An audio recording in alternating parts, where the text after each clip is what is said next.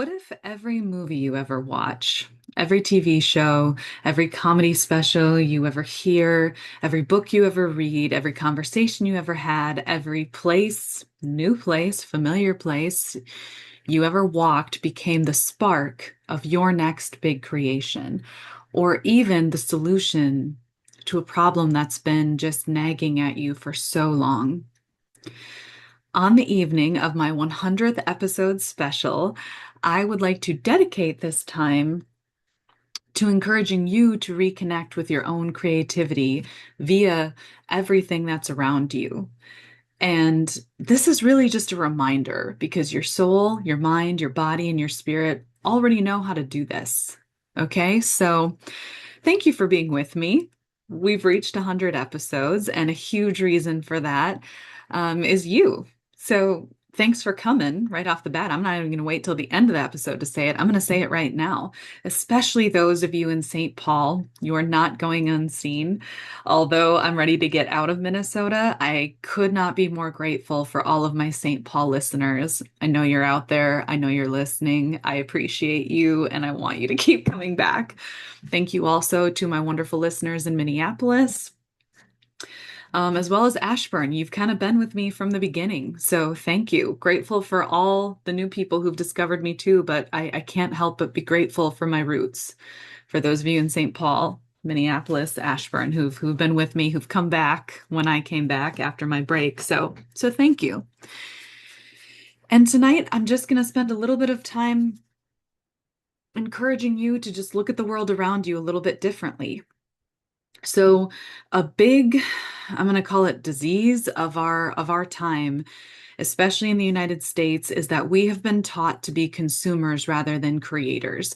And the people who are making money off of all the things that they tell us are wrong with ourselves are doing a really fantastic job of making us forget who we are, making us think we need to buy who we are, or making us think that we need to worship celebrities or heroes. Like, I can't help but think about how much fucking money this new Avengers movie is going to make. And it's not even because the story is going to be particularly amazing. It's because, and you can see this in all the marketing of all of the different heroes who are going to be present. People want to show up and see the heroes and how they're going to show up, right? We love a good hero. But with the way that and I mean, I like the Avengers, like it, well, minus the sexism, and money hungry corporations. But, I mean, I even wrote my story, Widow's Soul, kind of as, a spin-off all about Black Widow actually surviving and reclaiming herself after being sacrificed and forgotten. So you should go over to lovingcreatively.com and read that. But my writing that story actually ties directly to my point, is that if you can remember, and I'm speaking to you in your soul right now, that you are inherently, meaning your true nature, your divine nature, is that of a creator, you can start living that in the world again. Part of this came to mind because of a conversation I had with my husband. I was talking about my friend Graham's article that he just put out. I had Graham on the show a couple weeks ago, and Graham, part of that article is talking about how to heal our world, we need to see AI as a tool and go back, put more of our time and energy into human consciousness, meaning the divine human gifts that we all have, that we brought with us into this existence. And so I was reading bits and pieces of the article to my husband, and my husband looked up at me and said, "Okay, well, that's great, but now what? Like, what do we actually do with this information now that he's shared it?" And I was like, here's the thing about creative information. When somebody bears their soul, when they speak passionately about something they care about, when they make art out of it, if we're open to it, it sparks something in us. That's the nature of who we are if we're just simply open to it. So, really, this is as simple as just beginning to think of yourself as a creator again, not just a consumer. When you sit down and you watch a movie or you listen to a podcast or you watch a comedy special or you look at a tree, there's something creative in that. And when you go into it with this mind of, I wonder what this is going to make me think. I wonder what this is going to make me feel. I wonder how I can connect with this right now.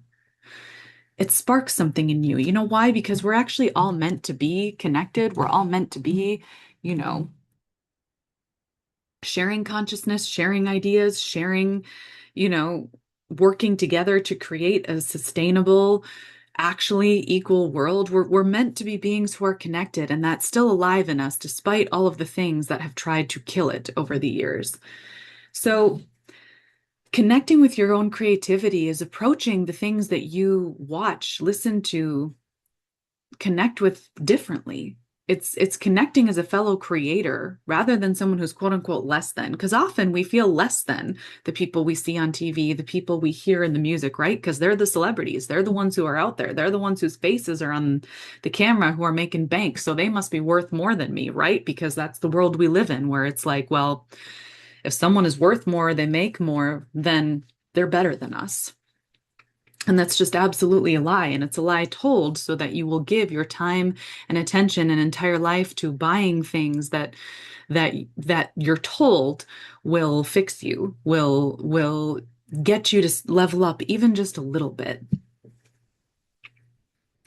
And so the other thing that I want us to just maybe think about for a second is some of the TV shows that have really popped off, that have really become popular, that have really taken off, things like, I don't know, true crime or movies about serial killers.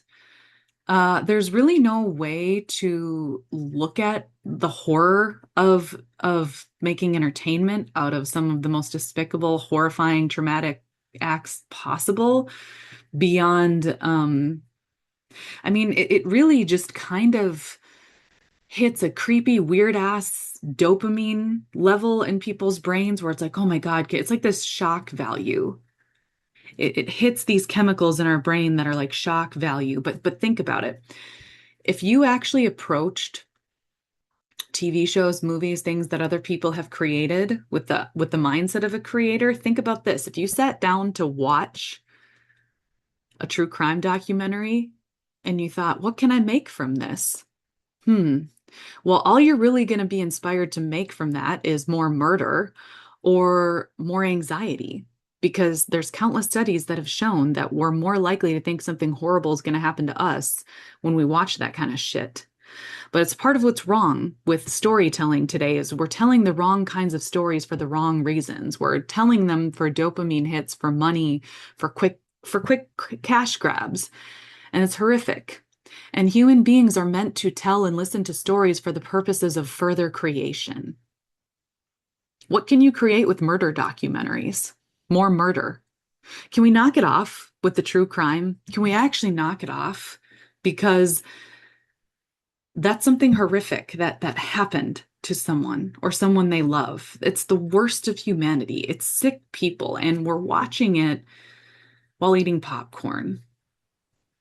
It's just accessible. It's right there on the streaming networks, accessible to it's not right. We've got to fix that. And part of how we fix that is again looking at ourselves as creators, realizing that when we're watching, we're not just consuming. It can spark ideas in us. And so as I'm talking to my husband and he's like, "Okay, so now what?" When people read that, it's like, "Exactly. Now what?" I'm asking you because I think what we need to heal this whole world is for people to start studying the work of people who are looking to build a more compassionate, equal, beautiful world. And just by studying the work of people who are true artists, who are kind artists, who are compassionate artists, who are passionate about social justice and creating an equal world, just by studying their work, we're connecting with the greats of our time and the time of those who've gone before us. And they can spark us to make something that these times need. We can learn from them.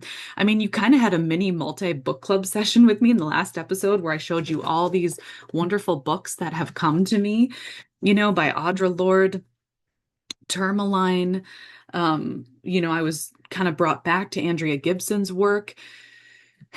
These are the artists, these are the poets, these are the warriors of our time, and by studying their work it sparks what we can do, because you are, although we're collectively connected, you're an individual for a reason. You have individual strengths, gifts, ideas, fun ideas that the world needs to hear. We actually do need everybody. And you want to know how to figure out what it is, pick up a book by somebody who's actually like trying to help the world. It will spark something in you. We are wired that way. We are wired to be creators, not consumers. And I'm telling you this from direct experience. When I remembered that I was a creator, I opened myself up to so many more fellow creators, people who are out there just making it, just doing the thing. And I was able to write so many more stories. I was able to pick up my guitar again and start playing music because I'm doing that. When I get to a level where I feel like I can share, I'm going to play for you, but I'm not there yet. I got to practice a little bit more first. But I was reintroduced to music again, and one thing just added to the next, and that's the beauty of creativity is you're never done because you're not supposed to be, because you can finally live fulfilled. You can finally live fulfilled making things. Now, we do finish certain projects, right? We finish certain projects. We're done with maybe that stage. We're done with that type of creativity, but now we're better equipped to try the next thing, to go to the next place. So when we live authentically, when we live creatively with who we really are, the work is never done, but that's the beauty of it. It's not supposed to be done. Because guess what? When we're done, we get bored, we get stagnant, we settle. Living a life of fulfillment and creativity is living, opening yourself up to realizing, hey, when I watch this movie, maybe it'll inspire me to make something with it. Heath Ledger, who played the Joker, and let's be honest, like there's no there's no Joker besides Heath Ledger. There never has been. There likely never will be, but I'm talking about creativity. So it's possible that there is somebody out there, even listening to this, who could be a better Joker than Heath Ledger. But we all know, at least where we're at now, Heath Ledger is the Joker. Okay. Heath Ledger is the villain. Like, can we think of any villains who've ever been as well acted and created as Heath Ledger's Joker? I don't think so. But guess what? Heath Ledger was inspired by someone. It was a musician. His name, you know what? I'm going to actually look it up for you. I meant to look it up for you before I got on the podcast, so you didn't have to sit through my awkward pause. But then I forgot. But it's so important that you get the actual name that I just need you to sit through maybe an awkward pause or stalling while I look it up. Because my husband was the one who told me about that. And Tom Waits. I knew his first name was Tom. Okay. So Tom Waits, that's Waits. He was a musician. And my husband is the one who told me that Heath Ledger studied him when he was creating his character, the Joker. And then I proceeded to look up an interview because I'm like, well, I got to hear who this guy is. I don't know who Tom Waits is, you know? So I looked up an interview with Tom Waits, and oh my God, it's the voice. It's the Joker's voice. There's even this scene, well, like Tom Waits is kind of losing it on camera, and he says something about his grandma, and it was exactly how Heath Ledger says, you know, Gambit here won't be able to get a nickel for his grandma. Like it was really fascinating. Now, Heath Ledger's work is original, but he was inspired. In his creative mind, he thought of Tom Waits, and he's like, that's the voice I need for my villain. We inspire each other. Artists inspire other artists, and you are such an artist, and the world needs your creative ideas. So, in answer to my husband's question, in answer to your question, now what? You tell me. What do you know? You know, I have an episode all about getting in touch with the things that we know. So if you haven't listened to it, go back and listen to it. And guess what? That episode was inspired by both Andrew Garfield and Johnny Larson, because I watched the movie Tick, Tick, Boom, where Andrew Garfield plays Johnny Larson, the artist who wrote the musical Rent. Okay. I watched that movie with an open mind, and it sparked something in me. It sparked something in me about human experience, which I went on to tell you.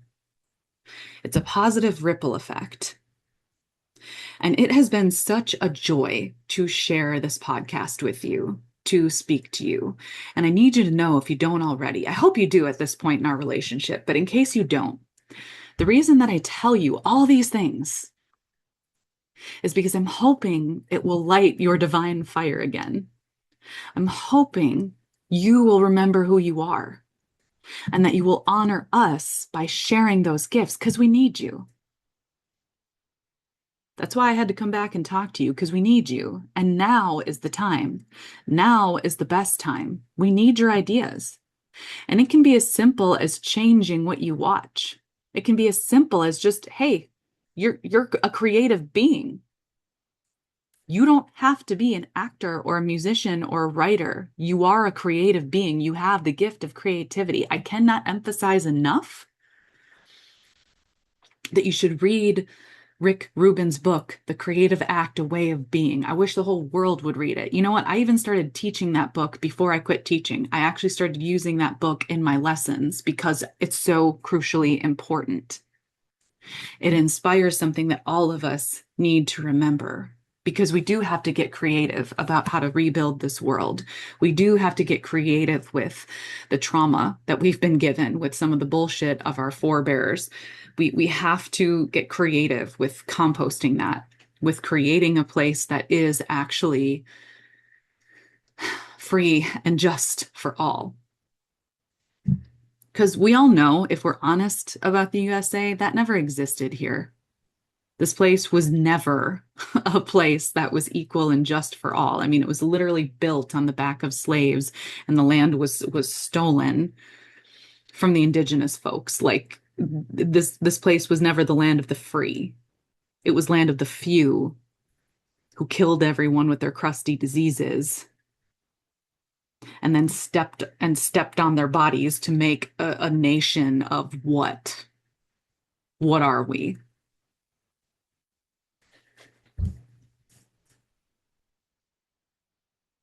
We need your creativity. We've got to build something better than this. And you know what? I'm grateful for all the stories, all the people, all the compassion that has survived to even inspire these beliefs in me. Because the fact that I know these things is because there are other teachers out there. There are indigenous people who have survived and who've told the truth and who are still here and who are still creating despite. There are Black Americans who are still here, who are themselves, who are rising despite. I think it's time the true stories of everyone be told, that we're not just known for our trauma, that we're not just known for the horrors that have been inflicted upon us, that we're known for the gifts that we have to offer. And that starts with you, opening up to your own divinity again.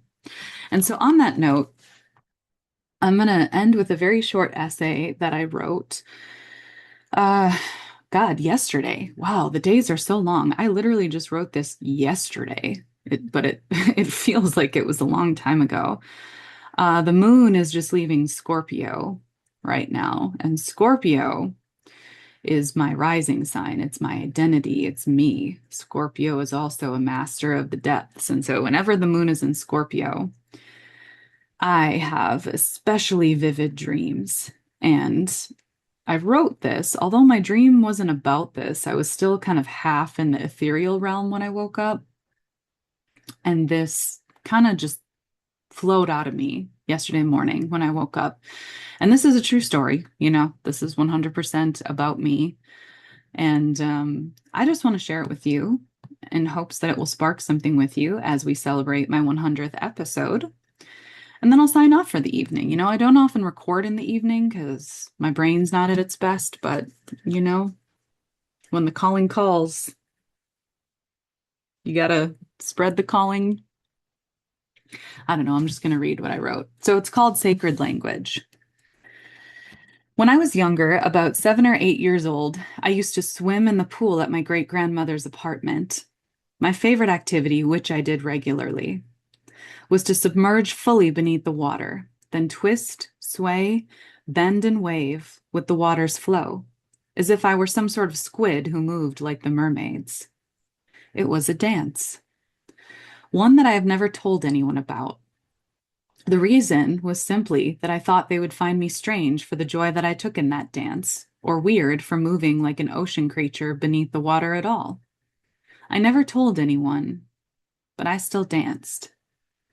This was before I learned to listen to my body. This was when I was taught to believe that my feminine anatomy was merely the sin bag that housed the soul that belonged to Jesus. Since then, I've survived long enough to learn that I belong to myself, that I carry the divine gift of belonging in the palm of my hand. I am the light I need to see, and now I honor my body's sacred language. I know that she is not depraved, wretched, or dependent as the Bible teaches. She is a sculpted goddess, a powerful nereid dancing with the water. She speaks the will of the waves and walks the might of mountains. I am a creature of the depths. When I grew tall enough to meet my late 30s, I learned that the stars and planets held a map for me. Their light, movement, and patterns showed me that I am the underworld. And finally opening my eyes as I traveled there in my dreams taught me that the shadows house the pain we are too afraid to rehabilitate.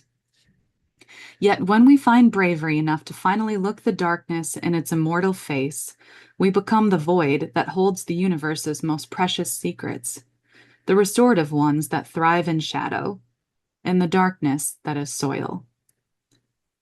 But the secret seeds do not stay there forever, only their roots. They grow tall, just like me, stretching powerfully toward the light, feeding the earth with the air they have transformed into their own oxygen.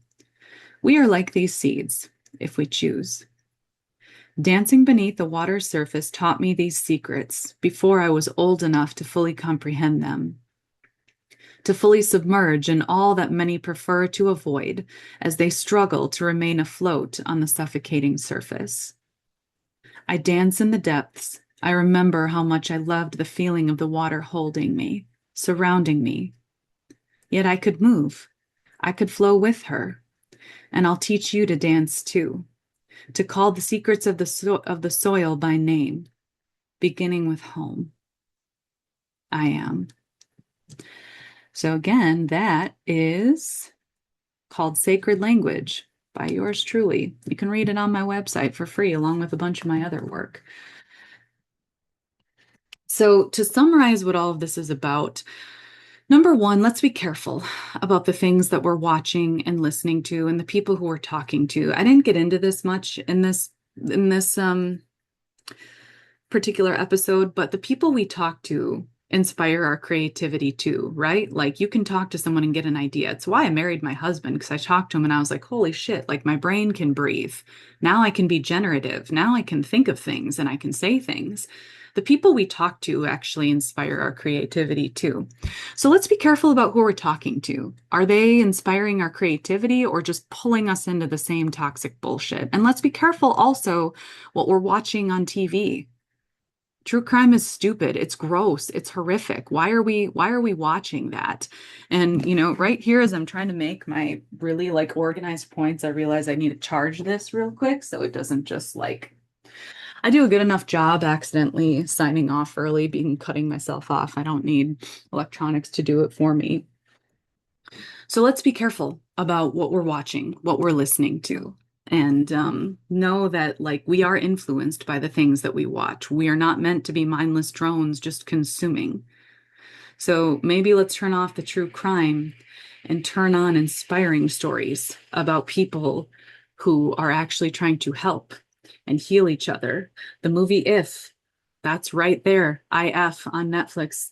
John Krasinski made it. Fantastic show to just flip on. Watch Tick, Tick, Boom. I just did another really fantastic one. Read Circe by Madeline Miller. I can't, recommend that enough. Listen to Chani Nicholas's podcast. She's telling good stories all the time. She's connecting us with the stars. She's inspiring us. I mean, there's all sorts of little ways that we can unplug from the toxic things we're consuming and remember that we're creators and we can be inspired by the things that we watch. I mean, think about a food metaphor, okay? Like you eat a whole bag of potato chips, you just kind of like you consume it. You feel like shit after. You want to take a nap and forget it happened, okay? Like that's what happens when we watch this true crime bullshit. That's what happens when we watch these mindless horror movies or when we're with toxic people. We want to just nom on it and then just forget about it. It's not how we're meant to live, you know? But think about when you eat something that's actually healthy for you, right? Like, I don't know, like a vegetable, something that grew in the ground. You feel good after. It helps your brain, and you're like, holy shit, now I actually have fuel. Okay, what can I go do now that I'm properly fueled? The things we consume with our mind are just like this. So begin to connect with your creativity by unplugging from the bullshit. Turn on some new things and remind yourself that you are a creator. Read Rick Rubin's book. That's another great thing to do. And realize that creativity is found everywhere, not just in the movies, books, and TV shows. It's in the flower outside your house, the dandelion popping up through the sidewalk, the oak tree whose massive trunk, just takes up a huge portion of the park that you go to. There's creativity everywhere. The earth is a creative place. That's why we're in it, because we're creative too. And I'm telling you from direct experience, I have written so many stories because I just simply opened up my mind to the world and the people around me, the spirits around me. One thing will lead to another. You don't have to have all the answers now, but you will find them for yourself, those you love, and the planet throughout your lifetime if you just try to remember that you're a creator, you're not a consumer, and you stop feeding into the lies that create billionaires, okay? Pedophilic billionaires. I don't know if pedophilic is a word, but you know what I mean. Oh my God, Wanda Sykes. She has a great new comedy special. I've talked about it before. It's something about her alma mater, her mantra. It just came out in 2026 and she filmed it at her college. So just look for Wanda Sykes's newest comedy special that was filmed in 2026 because it's another really good creative thing to just watch. Okay. So I've already talked longer than I meant to, but I'm just really excited to talk to you. It's my 100th episode, okay? It's a celebration. And thank you again to all of you for listening. I really am grateful for you. Please listen again. Please share again. This is also a great place to spark your creativity. Scroll through my episodes. I have so many different topics meant to inspire you every single episode. And I can tell you this with absolute truth. Every single episode that I do for you, I come to the table with the intention of inspiring you. So you're going to get that energy. You may not like every episode, or every episode might not resonate with you, but the energy of wanting to spark something in you is in every episode. So you can trust that. And I'm hoping, I can't make any promises, but I am going to probably have Tom, my husband, live on camera for my 101th, also not a word, but I'm going to say it, my 101th, I understand it's 101st, but episode. I told them, you got to be in my 100th episode because, it's a celebration and people can finally see you on camera. He's like, no, I know I'm not going to be the 100th. You're going to get inspired and you're going to want to say something and you're going to go for it. And that's great. That's why I love you. But I know I'm not going to be the 100th. And you know what? He called it. So I'm going to try to commit to him being on the 101st episode because I don't think I've had him on since I've been back. I haven't. So it's long overdue that he come on the show. But in the meantime, I do thank you for coming.